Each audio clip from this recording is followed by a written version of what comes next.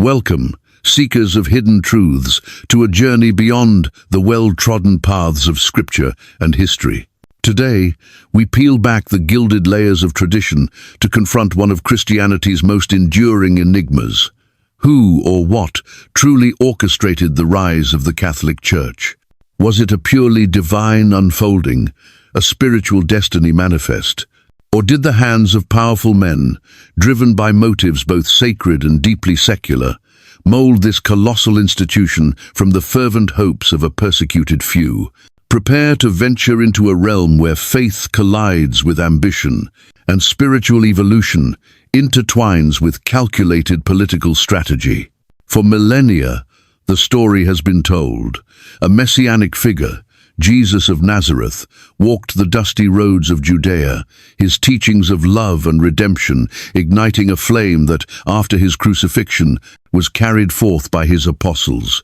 This nascent faith, a whisper of hope in a world dominated by the iron fist of Rome, spread like wildfire, its message resonating with the dispossessed and the seeking. It faced brutal opposition, its adherents hunted, their beliefs deemed a threat to the imperial order. Yet, against all odds, this fledgling movement not only survived but ultimately ascended, transforming from a reviled sect into the very spiritual bedrock of the empire. A miraculous rise indeed. But was it solely a miracle of faith, or did an unseen hand, guided by more earthly concerns, play a decisive role in this astonishing transformation? Imagine the Roman Empire in its twilight years, vast, powerful, yet creaking under the strain of internal divisions and external threats. Emperors rose and fell, their reigns often a bloody interlude in the relentless struggle for power. In this chaotic landscape, Christianity, though still a minority, was a growing, cohesive force. Its communities, bound by shared belief and mutual support, possessed a resilience that perplexed Roman authorities. They had their own networks, their own leadership, their own unwavering moral code that often stood in stark contrast to the perceived decadence of the ruling classes. This was the world into which Flavius Valerius Constantinus, known to history as Constantine, was born. He was not initially a man of God, but a man of war, a shrewd military commander with an unyielding ambition to unite the fractured empire under his sole command. The Roman world was a tapestry of competing cults and philosophies. Before Constantine, Christianity was just one thread among many, albeit a vibrant and increasingly visible one. It was diverse, with numerous interpretations of Jesus' teachings, various charismatic leaders, and distinct regional practices. There was no single monolithic church, as we might envision it today, but rather a constellation of interconnected yet often independent communities. Constantine, a master strategist, surveyed this religious landscape not necessarily with the eyes of a convert, but with the astute gaze of a politician. He saw the growing influence of the Christians, their internal discipline, their widespread appeal. He recognized that a unified empire needed a unifying ideology, a spiritual glue to bind its disparate peoples. Could this rapidly expanding faith, with its message of a single, all-powerful God, be the tool he needed? Could its organizational structure, already taking shape with bishops leading local congregations, be co-opted, or at least aligned, with the machinery of the state? The traditional narrative points to a pivotal moment, the eve of the Battle of the Milvian Bridge in 312 AD. Constantine, facing his rival Maxentius for control of the Western Roman Empire, is said to have seen a vision, a luminous cross in the sky, accompanied by the words, "In hoc signo vinces," in this sign you will conquer. He ordered his soldiers to paint the Chi-Rho, an early Christian symbol, on their shields. Victory followed, and Constantine attributed his triumph to the God of the Christians. A dramatic conversion story, certainly. But historians and skeptics alike have long debated its true nature. Was it a genuine spiritual awakening? Or was it a masterstroke of political theatre, a calculated embrace of a rising power to bolster his own legitimacy and rally a significant portion of the populace to his cause? The following year, 313 AD, saw the Edict of Milan. This landmark decree, issued jointly by Constantine and Licinius, his co-emperor in the East, granted religious tolerance throughout the empire. Christians, for so long hounded and persecuted, could now worship openly, their confiscated properties restored. On the surface, it was an act of liberation, a triumph for religious freedom. But beneath this veneer of tolerance, a more complex agenda may have been at play. By ending the persecutions, Constantine not only gained the gratitude and loyalty of a growing segment of the population, but also began the process of bringing this dynamic, and sometimes unruly, faith under a degree of imperial influence. The question, then, is not whether Constantine played a role. That is undeniable. The question is, what kind of role? Was he a divinely appointed instrument, a humble servant of a higher power?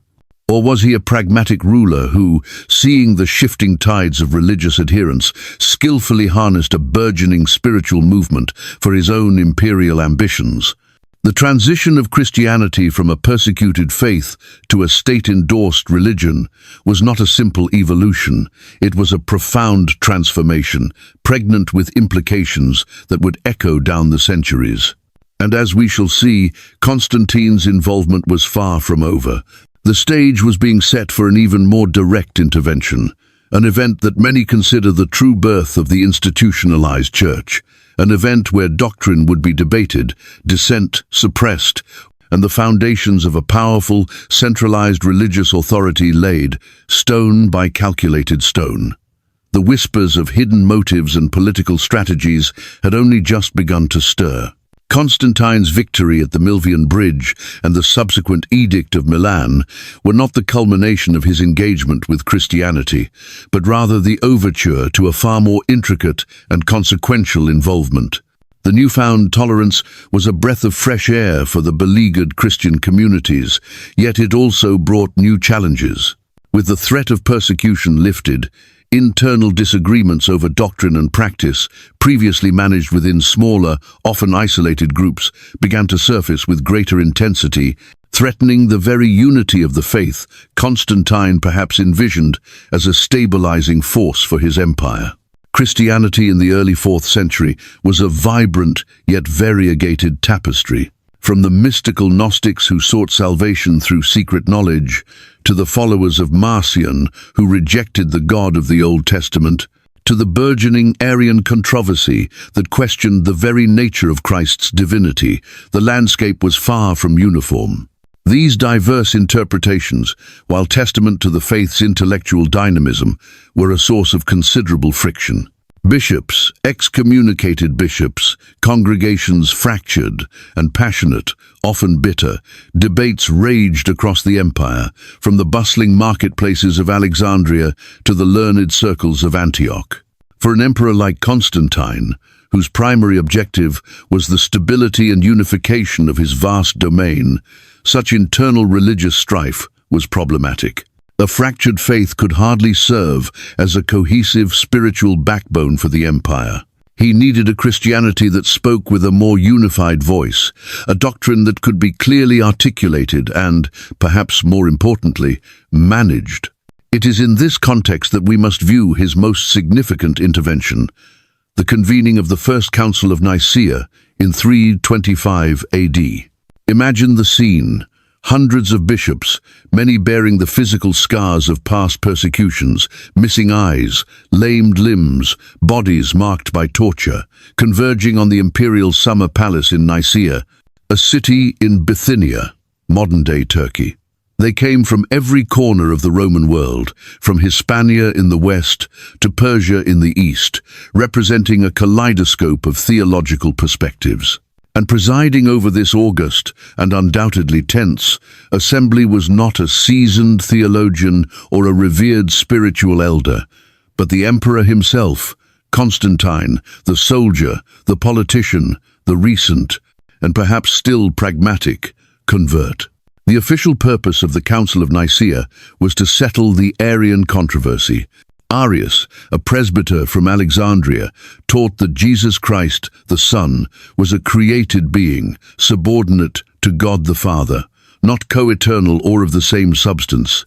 This view directly challenged the emerging Trinitarian understanding of God, and it had thrown the Eastern churches in particular into turmoil. Constantine, reportedly distressed by these trifling and foolish verbal disputes, saw them as a threat to imperial peace and Christian unity. He urged the bishops to find common ground, to forge a consensus that would bind the faith together. But was his motivation purely pastoral, a sincere desire for doctrinal clarity and spiritual harmony? Or was there a more calculated political imperative at play? By summoning the bishops, by providing the venue, and by actively participating in the debates, sometimes even mediating theological arguments, despite his own limited understanding of the finer points, Constantine was subtly, yet powerfully, asserting a new kind of imperial authority over the Church. He was no longer just its protector. He was becoming its patron, its arbiter, and in a sense, its overseer. The debates at Nicaea were fierce and protracted. Men like Athanasius, a fiery young deacon from Alexandria, passionately defended the full divinity of Christ, arguing that if Jesus were less than God, humanity's salvation would be compromised. The Arians, equally convinced of their position, presented their own scriptural interpretations. The atmosphere was electric, charged with centuries of faith, study, and deeply held conviction. Yet, hovering over it all was the emperor's implicit desire for a resolution, a unified creed that could be proclaimed throughout his empire. Ultimately, the council sided overwhelmingly against Arius. The Nicene Creed, a foundational statement of Christian belief, was formulated, affirming that Jesus Christ was true God from true God, begotten, not made, consubstantial homoousios with the Father. This creed became the benchmark of orthodoxy. Those who refused to subscribe to it, including Arius and a handful of his staunchest supporters, were condemned as heretics and significantly exiled by imperial decree. Herein lies a critical juncture. The Council of Nicaea, often hailed as a triumph of theological clarification and the moment the institutional church truly began to coalesce, also marked the point where alternative interpretations of Christianity were not just debated, but actively suppressed with the backing of state power. Doctrines favored by the prevailing faction, and perhaps by the emperor himself, were enshrined as official truth, while dissenting voices were marginalized, their writings often proscribed or destroyed. Was this the necessary pruning of a vibrant but overgrown tree to ensure its healthy growth?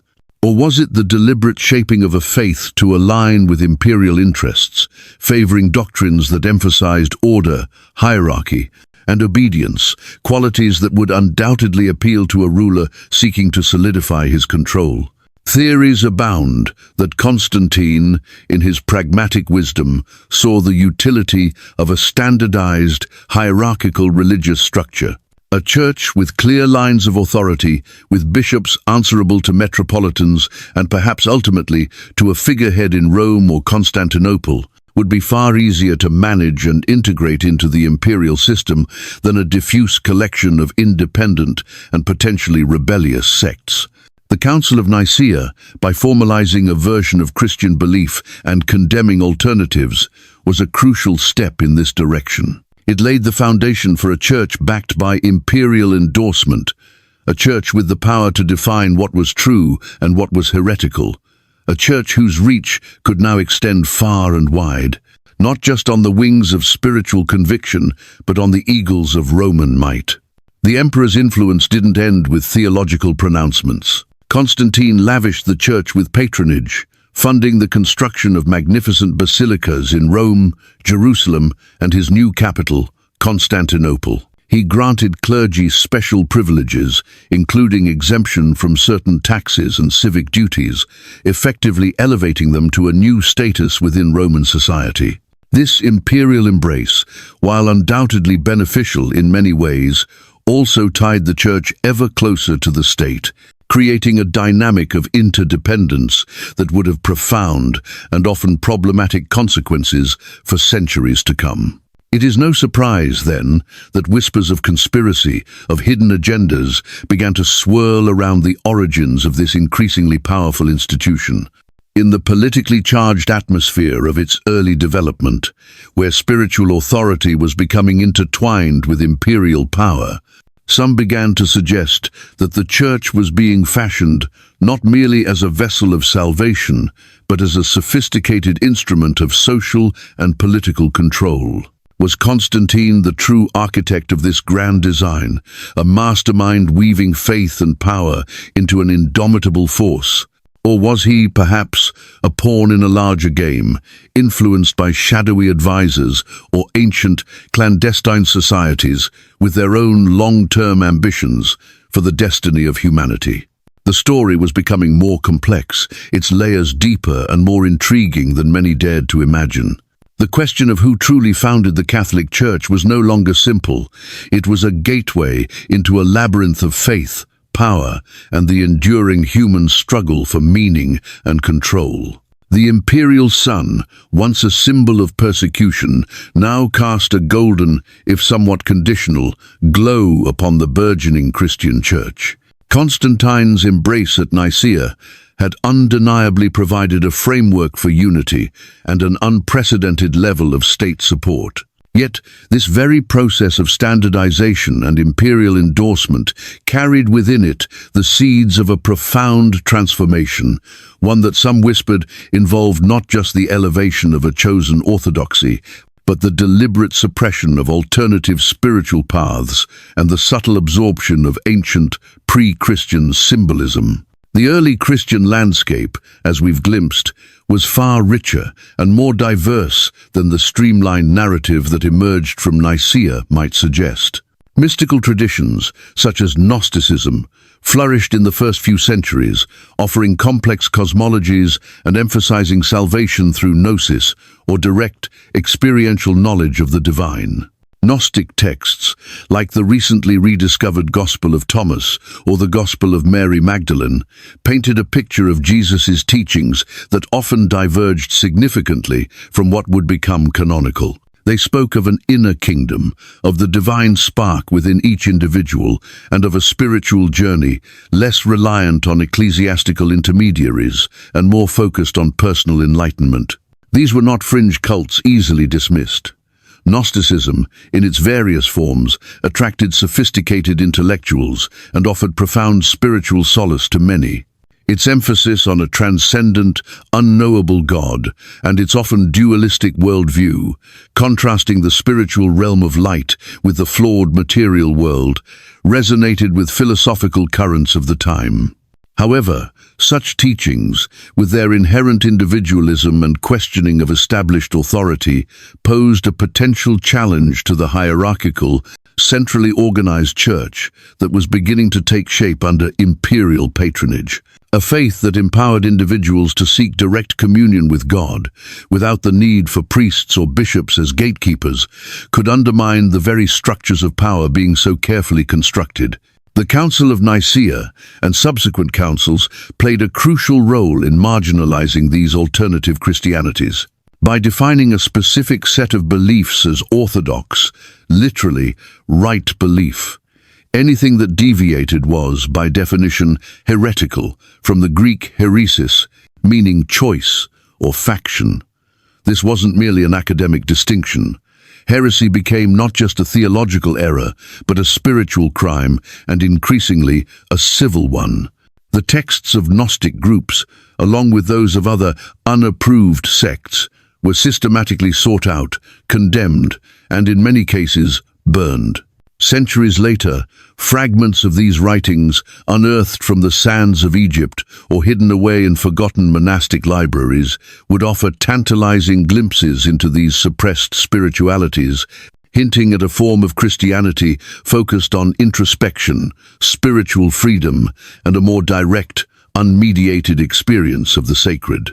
One particularly compelling question arises from this period. Why Peter? The Apostle Peter, the fisherman from Galilee, is venerated by the Catholic Church as its first pope, the rock upon which Jesus promised to build his church. His martyrdom in Rome, the heart of the empire, lent immense prestige to the Roman bishopric. But what of Paul, the apostle to the Gentiles, whose theological writings formed such a substantial portion of the New Testament, and whose missionary journeys were instrumental in spreading Christianity far beyond its Jewish origins?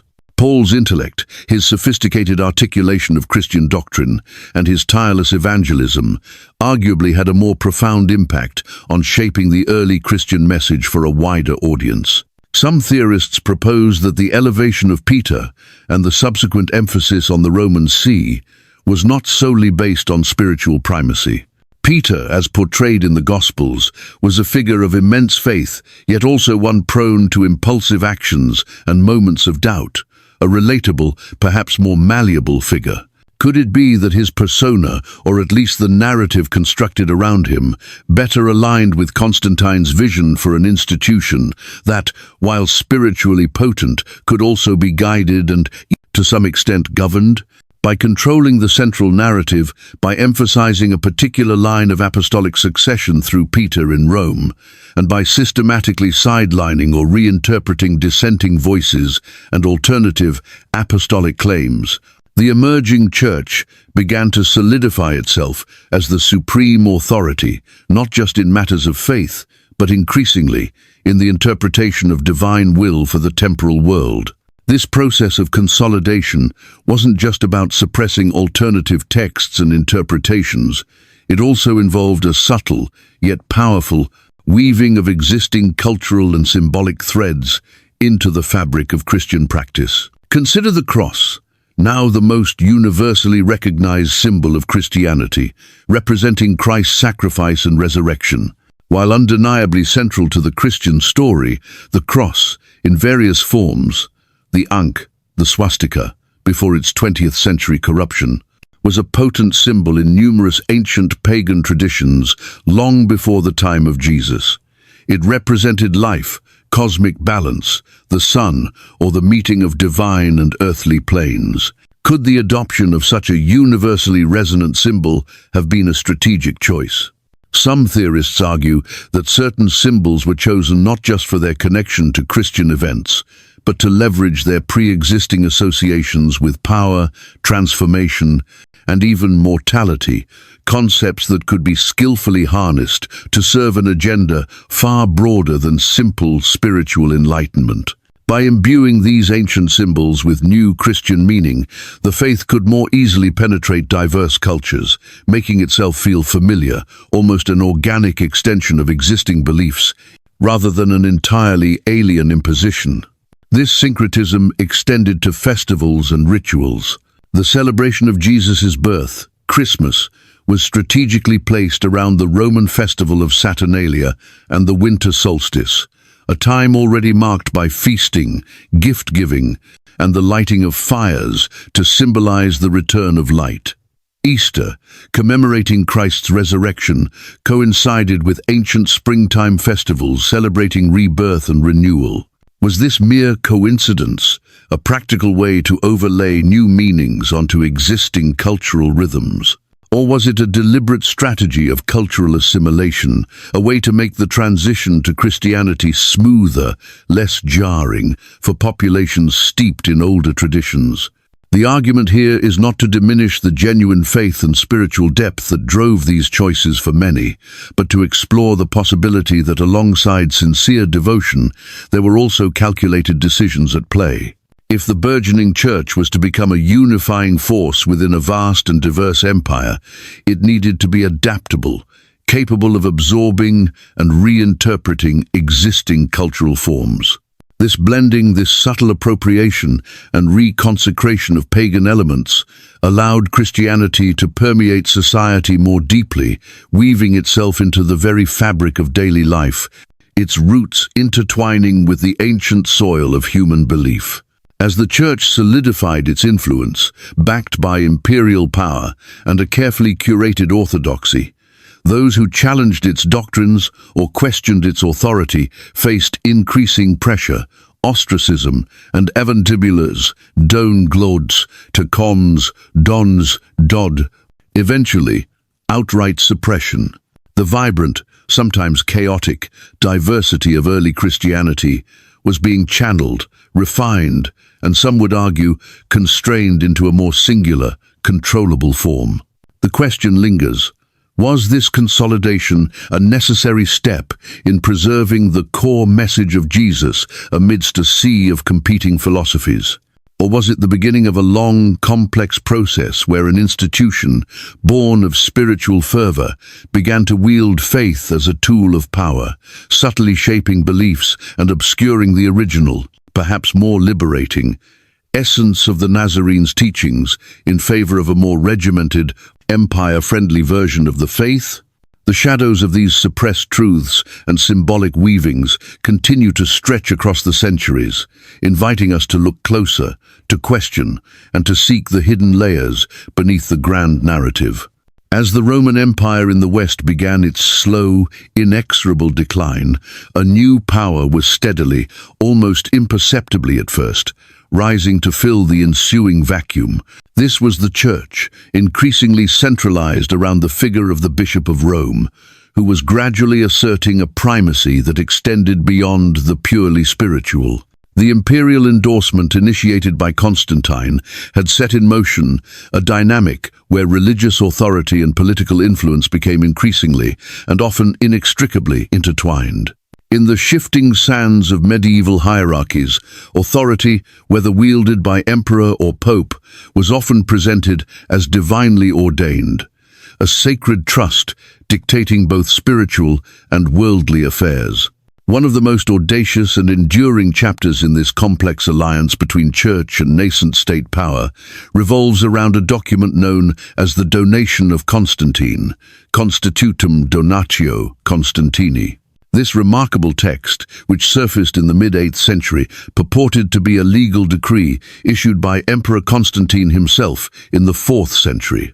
According to this document, a grateful Constantine, allegedly cured of leprosy by Pope Sylvester I and baptized by him, had not only affirmed the supremacy of the Roman See over all other patriarchates, including Antioch, Alexandria, Constantinople, and Jerusalem, but had also granted Pope Sylvester and his successors vast temporal powers. These included dominion over Rome, Italy, and all the provinces, places and cities of the western regions. In essence, the donation claimed that Constantine had effectively transferred imperial authority in the West to the papacy.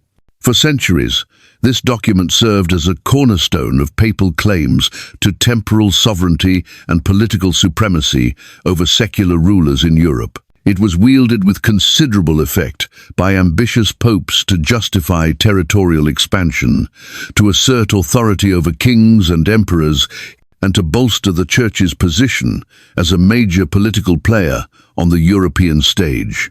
Imagine the weight of such a claim. The first Christian emperor, the great Constantine, had himself bequeathed the West to the stewardship of St. Peter's successors. To challenge this was to challenge not just the Pope, but the very will of a revered historical and religious figure.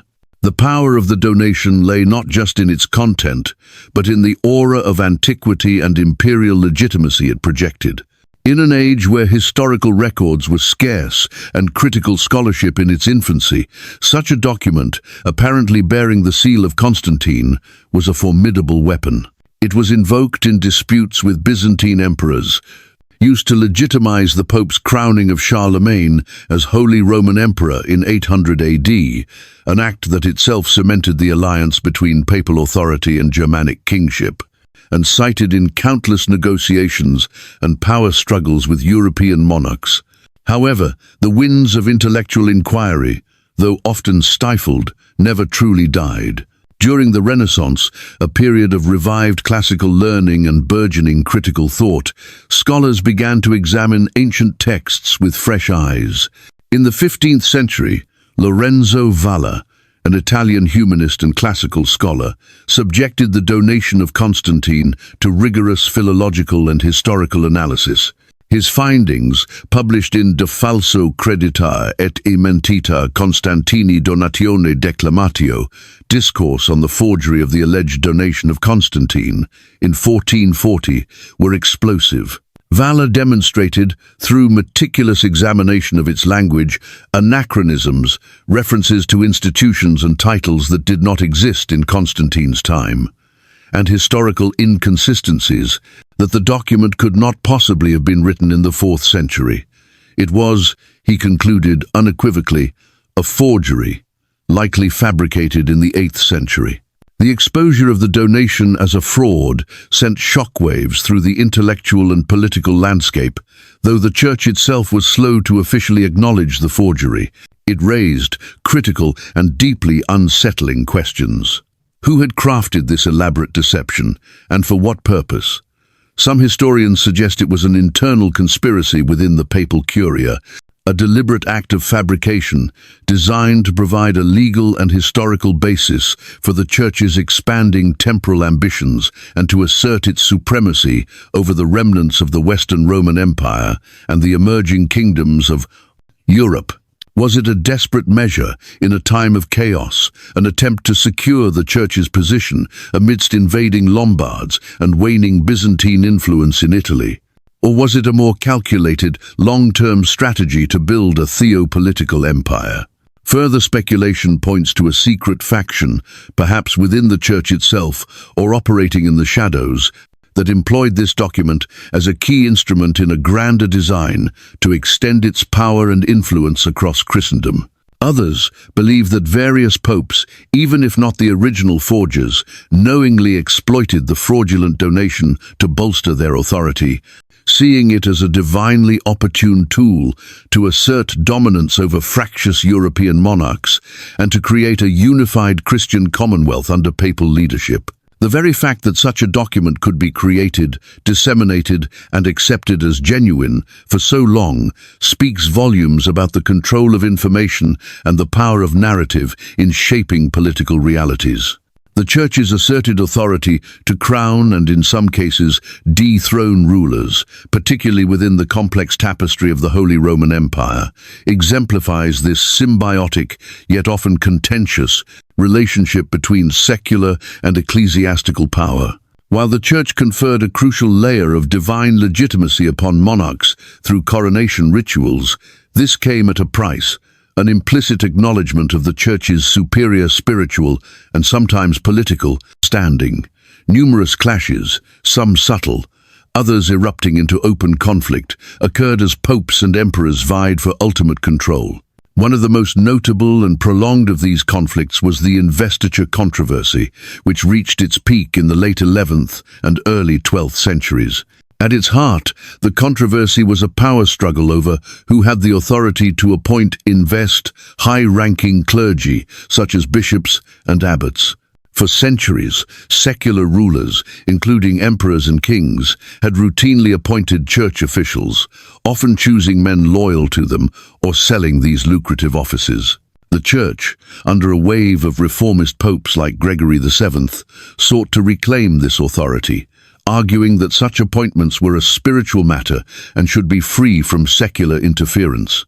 The conflict was far more than a jurisdictional squabble.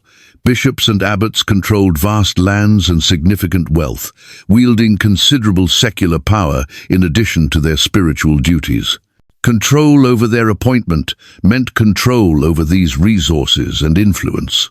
The struggle between Pope Gregory VII and Emperor Henry IV of the Holy Roman Empire became the emblematic clash of this era, a dramatic confrontation where the spiritual authority of the Pope directly challenged the temporal power of the most influential ruler in Western Europe. This tension, this enduring power struggle between the forged crown of Constantine's supposed donation and the scepters of hereditary monarchs reverberated through European history, shaping alliances, sparking wars, and fundamentally defining the complex relationship between the altar and the throne. The echoes of this struggle and the questions surrounding the true origins and legitimacy of the Church's temporal power would continue to fuel debate and dissent for centuries to come, revealing the intricate and often compromised ways in which faith and worldly ambition had become profoundly entangled. In the annals of medieval European history, few events so vividly capture the dramatic interplay and often brutal contest between ecclesiastical and secular power as the iconic Walk to Canossa in the winter of 1077. This was not merely a diplomatic maneuver or a personal plea. It was a meticulously choreographed spectacle, a moment where the spiritual authority of the papacy was displayed with breathtaking audacity, forcing one of Europe's most powerful rulers into a position of profound public humiliation. The protagonist of this drama was Pope Gregory VII, a figure of unyielding conviction and a fervent champion of church reform, determined to assert papal supremacy over all temporal rulers. His antagonist was Emperor Henry IV of the Holy Roman Empire, a monarch accustomed to wielding considerable influence over church affairs within his vast domains, including the appointment of bishops. Their escalating conflict over the issue of lay investiture had reached a boiling point. Gregory, in an unprecedented move, excommunicated Henry, effectively declaring him an outcast from the Christian community, stripping him of his royal legitimacy, and crucially, releasing his subjects from their oaths of allegiance. For Henry, this was a devastating blow. Rebellion stirred among his restless German nobles, who threatened to elect a new king if he did not secure absolution from the Pope within a year. Desperate to save his crown, Henry IV undertook a perilous winter journey across the Alps to seek Pope Gregory's forgiveness. He found the Pope ensconced at the castle of Canossa in northern Italy, under the protection of Matilda of Tuscany, a powerful papal ally. What followed was a masterclass in political theatre. For 3 days, in the bitter cold of January, Emperor Henry IV, barefoot and clad in the rough woolen garments of a penitent sinner, stood outside the castle gates, fasting and begging for an audience and absolution. The image was potent.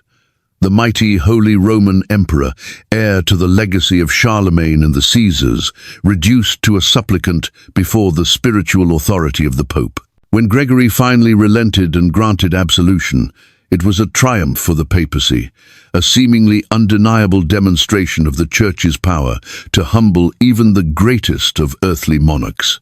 But was this simply a straightforward victory of spirit over sword? Some historians and theorists view the Walk to Canossa as something far more nuanced, a carefully staged demonstration designed not just to emphasize the Church's dominance, but also to subtly recalibrate and reinforce the intricate balance of power with secular rulers. By forcing such a public act of penance, the Church underscored its ultimate spiritual authority, yet by eventually granting absolution, it also allowed for the continuation of a system where both Church and monarchy, though often in tension, ultimately coexisted and in many ways mutually reinforced their positions. These grand displays of power, whether the excommunication of an emperor or the solemn coronation of a king by a bishop, served to reinforce public loyalty to a hierarchical system. This system, supporters of these theories suggest, was one in which the Church and secular monarchs, despite their frequent rivalries, often worked in tacit, behind-the-scenes collaboration to maintain a social order that benefited both. The populace, witnessing such dramatic affirmations of divine and royal authority, was conditioned to accept a structure where power flowed from above, sanctioned by God, and administered by his chosen representatives on earth, be they pope or king. This created a powerful psychological framework that discouraged dissent and upheld the established order. Beyond these dramatic public spectacles, education and the control of culture were among the Church's most pervasive and effective tools for shaping society and maintaining its long-term influence. For centuries, particularly during the early and high Middle Ages, the Church maintained a near monopoly on formal education across Europe.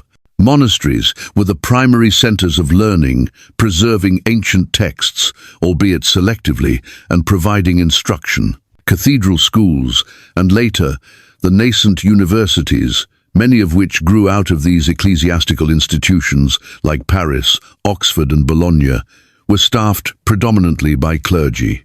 The curriculum was heavily steeped in theology, Latin, the language of the church and scholarship, and the classical authors whose works were deemed compatible with Christian doctrine. Charlemagne's Palatine School at Aachen, established in the late 8th century under the guidance of the scholar Alcuin of York, exemplifies this union of knowledge and doctrine.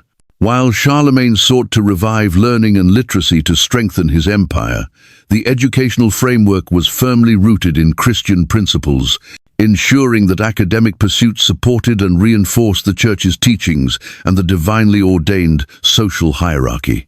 The emphasis was often on unwavering faith, obedience to authority, both ecclesiastical and royal, and the acceptance of a worldview where the Church stood as the ultimate interpreter of truth. Monastic scribes played a pivotal, yet often ambiguous role in this control of information. Hunched over desks in chilly scriptoria, they painstakingly transcribed ancient manuscripts by hand, preserving not only religious texts like the Bible and the writings of the Church Fathers, but also works of classical philosophy, science, and literature. Without their diligent labor, much of this ancient wisdom would have been lost to the ravages of time. However, this process of preservation was not always neutral. Believers in the narrative of deliberate control argue that these monks, in their devotion, or perhaps under instruction, reportedly edited, omitted, or added marginal glosses to portions of texts that might challenge church authority or contradict established doctrine. Imagine a scholar monk, deeply pious, encountering a passage in an ancient philosophical text that seemed to undermine a core tenet of his faith. Would he transcribe it faithfully, risking the spread of a potentially dangerous idea? Or might he subtly alter a phrase, omit a sentence, or add a critical commentary in the margin to guide the reader towards a more correct interpretation? Through such selective transcription and interpretation, the Church didn't just preserve knowledge, it actively curated it, determining which ideas would be passed down to future generations and how they would be understood. This control over the intellectual wellspring of society was a powerful instrument. By shaping the education of the elite, by controlling the production and dissemination of texts, and by defining the very parameters of acceptable thought, the Church was able to profoundly influence not only religious belief, but also intellectual and cultural development. It deliberately hid or suppressed ideas and texts, particularly those challenging its doctrines or offering alternative cosmologies, that could have potentially reshaped society or accelerated scientific inquiry in different directions.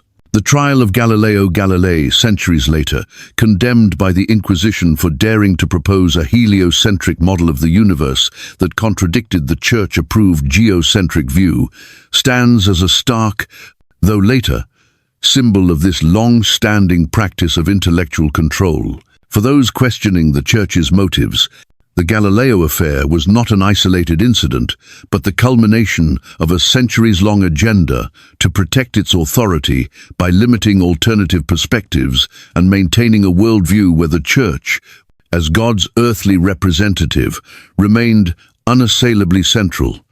The monopoly of the mind, once established, was a formidable fortress to maintain. As the Church's influence permeated every sinew of medieval European life, its reach extended far beyond simply guiding the political destinies of nations or shaping the intellectual landscape through education. It touched, and often dictated, the social and cultural perceptions of the masses, instilling a worldview where its authority was both omnipresent and seemingly divinely ordained. And when persuasion, education, or grand spectacle failed to ensure conformity, more formidable instruments were deployed. Among the most notorious and fear-inducing of these was the Holy Inquisition. Initially established in the 12th and 13th centuries with the stated aim of combating heresy, particularly movements like Catharism in southern France and Waldensianism in the Alpine regions, which challenged church doctrine and authority. the Inquisition evolved into a powerful, sprawling tribunal. While its defenders argued it was a necessary tool to protect the purity of the faith and the souls of the faithful from dangerous error, its critics, both then and now, saw it as a brutal apparatus for policing dissent, stifling intellectual inquiry, and consolidating ecclesiastical power through fear. The Inquisition's methodology was terrifyingly effective. It operated through a vast network of informants, where neighbors were encouraged to denounce neighbors, and even casual remarks could lead to investigation. The accused often had little knowledge of the charges against them or the identities of their accusers. Legal representation, as we understand it today, was non-existent. The inquisitors themselves, frequently drawn from the ranks of the Dominican and Franciscan orders, friars known for their theological training and zealous devotion, acted as investigators, prosecutors, and judges to extract confessions, which were seen as essential for both the salvation of the accused soul and the reaffirmation of church authority. Inquisitors were authorized to employ methods that ranged from intense psychological pressure to severe physical torture. Devices like the rack, the strappado, and water interrogations became infamous instruments of this pursuit of truth.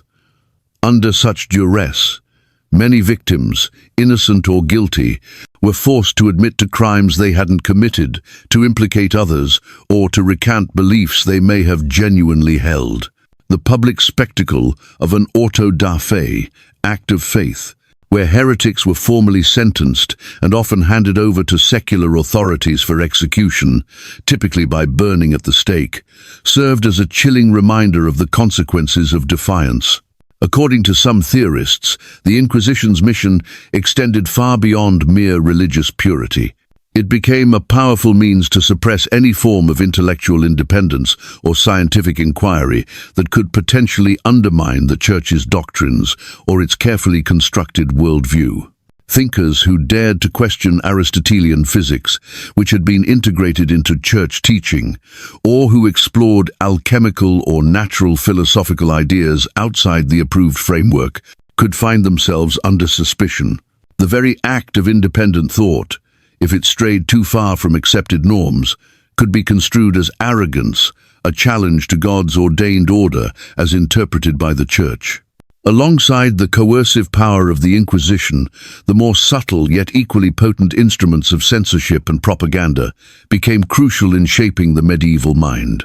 Art and literature were tightly controlled, not necessarily through a formal, centralized bureau in the early centuries, but through the pervasive influence of patronage, theological oversight, and the shared cultural assumptions of the era. Religious themes dominated artistic production. Massive Gothic cathedrals, soaring towards the heavens, were not just places of worship, they were visual sermons in stone and stained glass, their very architecture designed to inspire awe, humility, and a sense of the divine majesty represented by the Church on earth. St. Peter's Basilica in Rome, though a later Renaissance masterpiece, stands as a testament to this tradition of using monumental art to affirm the Church's power and divine authority. During the Renaissance, a period of extraordinary artistic flourishing, the Church became one of the foremost patrons of the arts. Popes, cardinals, and wealthy religious orders commissioned iconic pieces from masters like Michelangelo, Raphael, Leonardo da Vinci, and Donatello. These masterpieces, revered today for their breathtaking beauty and technical brilliance, also served a clear ideological purpose. Michelangelo's Sistine Chapel ceiling, with its depiction of the creation and the fall, or Raphael's frescoes in the Vatican stands, reinforced biblical narratives and the Church's central role in the story of salvation. They instilled a sense of awe, reverence, and the inescapable grandeur of the institution that commissioned them. Each brushstroke, each sculpted form, while expressing artistic genius, also subtly underscored the Church's spiritual supremacy and its role as the intermediary between humanity and the divine. This careful curation of the visual landscape extended to the very stories told. Hagiographies, Lives of the Saints, became a popular literary genre, presenting idealized models of Christian virtue, often emphasizing miraculous interventions, unwavering obedience to the Church, and the dire fate of those who strayed from the true faith. These narratives, widely disseminated through sermons and for the literate through manuscripts, shaped popular piety and reinforced the Church's moral and spiritual authority. The Church's approach to cultural integration, a strategy we glimpsed earlier, also played a significant role in this landscape of control and influence. The adaptation of pagan symbols, festivals, and traditions was not merely a passive blending, but an active strategy of appropriation and resignification. Christmas, aligned with the winter solstice, and Easter, corresponding with springtime rituals of rebirth, are prime examples. The adoption of the cross, a symbol with deep pre-Christian roots, allowed Christian beliefs to connect with powerful, widely respected existing imagery. This strategic syncretism was no accident. It allowed Christianity to feel familiar, less alien, to diverse populations undergoing conversion. It fostered a unified Christian identity across various regions by weaving new meanings into old forms, making the Church's influence more robust and deeply embedded in the cultural DNA of Europe. By patronizing artists whose work glorified its teachings, by controlling the narratives presented in literature and education, and by skillfully integrating respected symbols and traditions from older cultures, the Church positioned itself as an enduring, all-encompassing authority. Over time, this potent combination of faith, coercive power, and sophisticated cultural strategy helped to secure its role not just as a spiritual guide, but as the central architect of European society, a position it would defend vigorously against any and all challengers. The canvas of medieval life was largely painted with the Church's palette, its narratives shaping the very perception of reality for millions. The Church's authority, meticulously constructed and fiercely defended within the heartlands of Europe, was not destined to remain confined to the Old World. As the sails of European caravels billowed forth into uncharted waters during the Age of Exploration, beginning in the late 15th century, the cross traveled alongside the sword, and the mission to convert new souls became inextricably linked with the ambition to conquer new lands. This era witnessed the Church's influence reaching unprecedented global heights, but it also cast a long, complex shadow, raising profound questions about the nature of evangelization when intertwined with colonial power. The rallying cry for these ambitious voyages was often framed in terms of religious zeal, to spread the light of Christianity to the heathen peoples of newly discovered territories in the Americas, Africa, and Asia.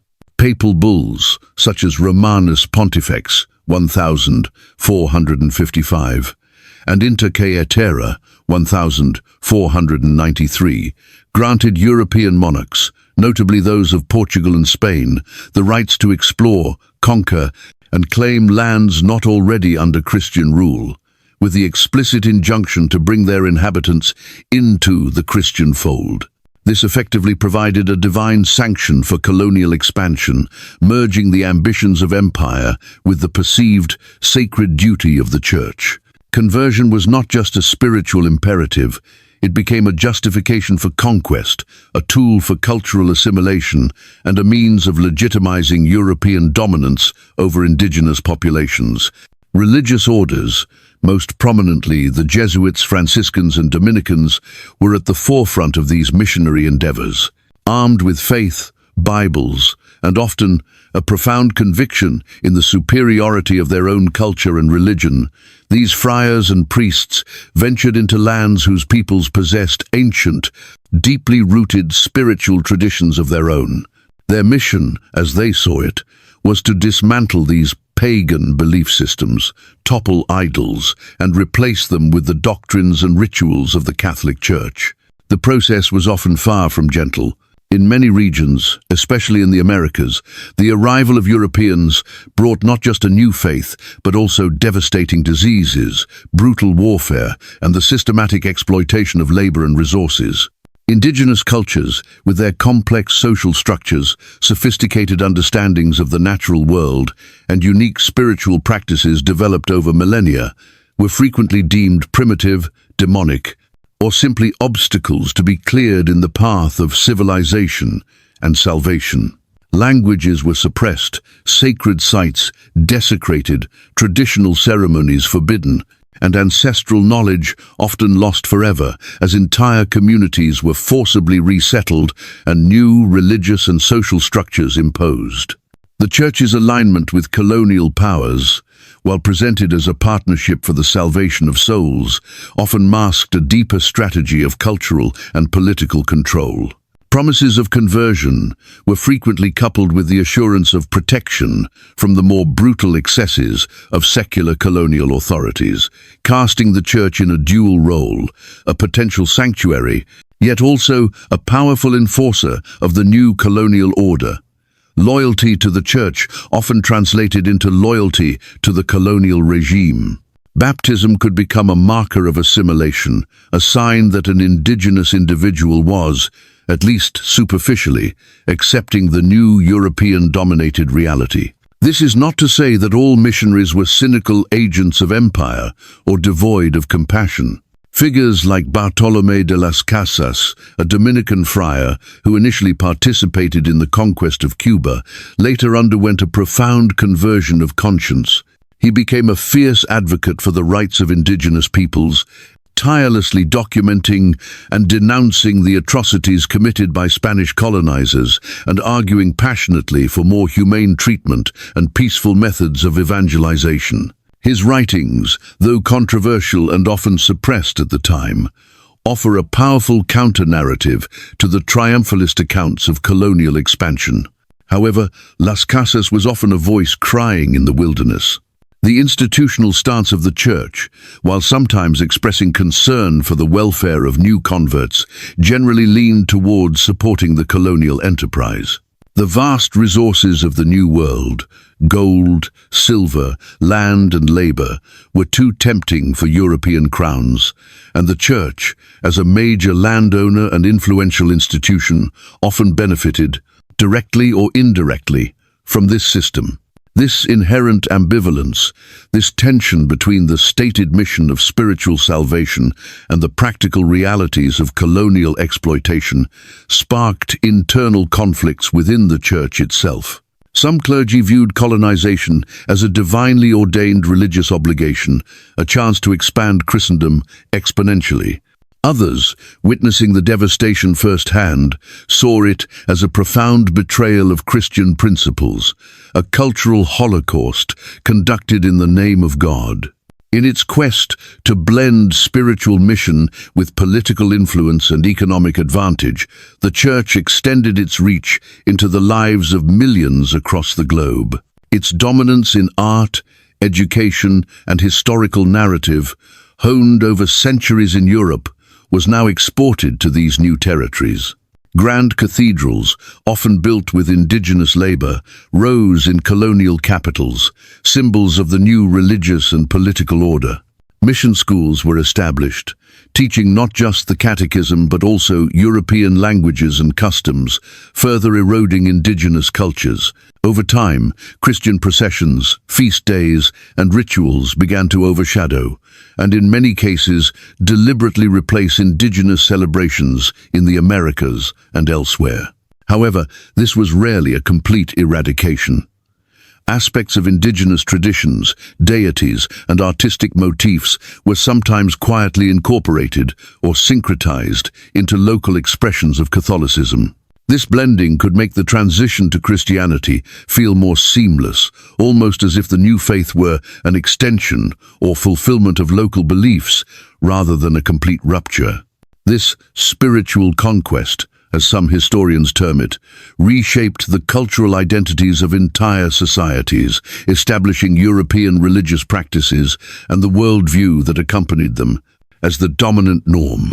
While many religious leaders of the era undoubtedly viewed this global expansion as a glorious, victorious mission, spreading the light of Christianity to the farthest corners of the earth, its legacy remains deeply controversial and painfully complex. Scholars and indigenous activists today increasingly argue that these conversions were often far more than mere acts of faith. They were, in essence, a form of cultural erasure, an ethnocide where evangelization became a potent justification for exploitation, subjugation, and the dismantling of ancient civilizations.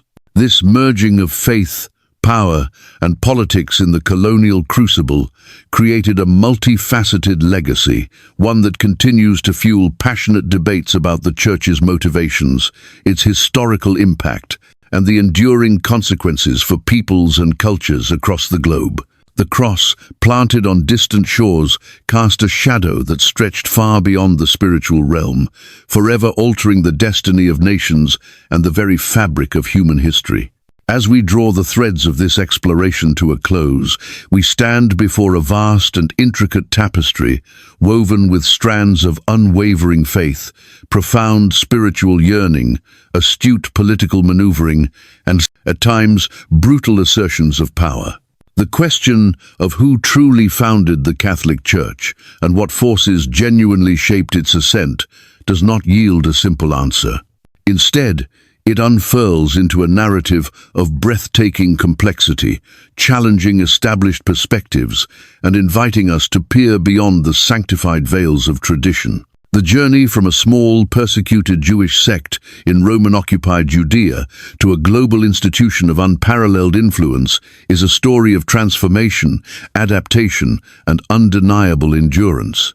At its heart, undoubtedly, lies the figure of Jesus of Nazareth, whose radical teachings on love, forgiveness, and the kingdom of God provided the initial spark, a message so potent it resonated across cultures and centuries. The tireless efforts of his apostles, particularly Peter and Paul, laid the foundational groundwork, spreading this nascent faith with a fervor that defied persecution and death. Early Christian communities, diverse and vibrant, nurtured this flame in the humble corners of a mighty empire. Yet, as we have seen, the path to institutionalization was paved with more than just spiritual conviction. The imperial embrace of Constantine, a masterstroke of political acumen as much as perhaps a moment of personal faith, irrevocably altered Christianity's trajectory. The Council of Nicaea, convened under his imperial gaze, began the process of forging a unified orthodoxy, a standardized creed that, while providing cohesion, also led to the marginalization and suppression of alternative spiritual expressions. The Gnostic Gospels, the mystical traditions, the diverse interpretations that once flourished, many were pushed into the shadows, their voices muted, their texts often lost to flames or deliberate neglect. The rise of the papacy, buttressed by claims of apostolic succession from Peter, and for centuries, by the audacious forgery of the donation of Constantine, saw the Church accumulate not only spiritual authority, but also significant temporal power. It became a kingmaker, a major landowner, a political force capable of challenging emperors and shaping the destinies of nations. The dramatic walk to Canossa, the investiture controversy, these were not mere theological disputes, but raw power struggles played out on the European stage, demonstrating the Church's ambition to assert its supremacy in both sacred and secular realms. Through its strategic control of education, the Church molded the medieval mind, curating knowledge, preserving ancient wisdom selectively, and ensuring that intellectual pursuits aligned with its doctrines. The magnificent cathedrals that pierced the skies and the Renaissance masterpieces that adorned Vatican walls were not just expressions of artistic genius, they were potent statements of faith and power, visual sermons reinforcing the Church's grandeur and its role as the indispensable intermediary between humanity and the divine. The Inquisition, in its darkest manifestations, served as a grim enforcer of this conformity, its shadow falling upon those who dared to question or dissent. The Church's cultural adaptability, its skillful syncretism in weaving pagan symbols and festivals into Christian practice, allowed it to sink deep roots into diverse societies, making its message more accessible and its influence more pervasive. And as European empires expanded across the oceans, the Church's mission followed, justifying colonial conquests, participating in the complex and often tragic process of cultural assimilation, and extending its reach to the farthest corners of the globe, leaving an indelible, though often deeply contested, mark on indigenous civilizations. Even in the face of profound challenges, such as the Protestant Reformation, which fractured Western Christendom and exposed the vulnerabilities of papal power, the Church demonstrated remarkable resilience. The Counter-Reformation, the rise of orders like the Jesuits with their emphasis on education and diplomacy, showcased a capacity for strategic adaptation, a refinement of methods to preserve and regain influence in a changing world. Whispers of secretive societies, of hidden agendas continuing to guide historical narratives, and the tantalizing prospect of truths concealed within Vatican's own archives, add further layers of intrigue to this enduring mystery. So, who truly founded the Catholic Church? Perhaps the answer lies not in a single individual or a solitary event, but in a convergence of forces: the spiritual magnetism of Jesus, the unwavering faith of early martyrs, the astute calculations of emperors like Constantine, the theological rigor of church fathers, the ambition of popes, the dedication of countless monks and missionaries, and the complex interplay of political, social, and cultural currents across 2 millennia. It was a process, an evolution, a construction, at times divinely inspired, at times deeply, flawedly human. At the core of the theories we have explored lies the persistent idea that the Church's inception and development were not merely religious phenomena, but stages in a long-term, multifaceted strategy aimed at shaping humanity's worldview, consolidating power, and, perhaps, guiding destiny itself. If historical events were indeed subtly manipulated, if truth was sometimes sacrificed for unity or authority, the implications are vast, compelling us to ask to what extent our own beliefs and perceptions have been molded by forces that may remain, even now, partially unseen. The Catholic Church's enigmatic origins and its centuries-long reign as a dominant force in Western civilization continue to raise profound questions. As we delve deeper into the layered narratives of history, it becomes essential to recognize that the stories we are commonly told may only scratch the surface. Beneath these familiar accounts lies a complex, perhaps sometimes darker, tapestry of human endeavor, inviting us to reconsider what truly transpired and to appreciate the enduring power of an institution that has stood at the crossroads of faith, knowledge, and power for 2,000 years. This exploration into the hidden layers of the Church's history is but a glimpse into a narrative that continues to unfold, to be debated, and to inspire both profound devotion and critical inquiry. The legacy is undeniable, its influence woven into the very fabric of our world. The questions, like the echoes in ancient forums, linger, inviting each of us to continue the search for understanding, to look beyond the surface, and to grapple with the timeless mysteries that shape our faith and our comprehension of the human journey.